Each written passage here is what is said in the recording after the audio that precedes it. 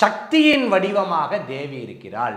நீங்கள் நல்லா கவனிச்சு பாருங்கள். வீட்டில் ஒரு ஜென்ஸுக்கிட்ட ஒரு வேலையை கொடுங்க, பெண்கள்கிட்ட ஒரு வேலையை கொடுத்து பாருங்கள்.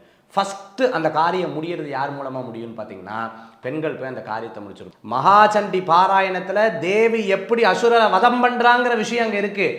பெண்களுக்கு உண்டான குணம் தலையில் அடிச்சுக்கிறான்னு நம்ம சொல்கிறோம் இல்லையா, அசுரன் போய் தலையில் உட்காந்துட்டான். அம்பாள் எப்படி கொல்றா தெரியுமா? தப்புன்னு தலையில் அடிக்கிறா, அசுரனை கொல்றா. இன்னைக்கு வரைக்கும் பெண்களுக்கு அந்த குணாதிசயங்கள் இருக்கு. தலையில் அடித்து கொள்ளக்கூடிய விஷயங்கள் அவங்களுக்கு வருது இல்லையா. அடுத்தது பார்த்துட்டேன் அப்படின்னு சொன்னா சி அப்படின்னு சொல்லுவா.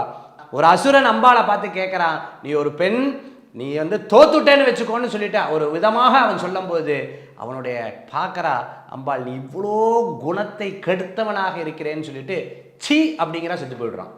அப்ப பாருங்க, அந்த பழக்கம் இன்னைக்கும் பெண்களுக்கு தொடர்ந்து இருக்கு. GT Holidays, South India's #1 travel brand. You know you are special when you're with GT Holidays.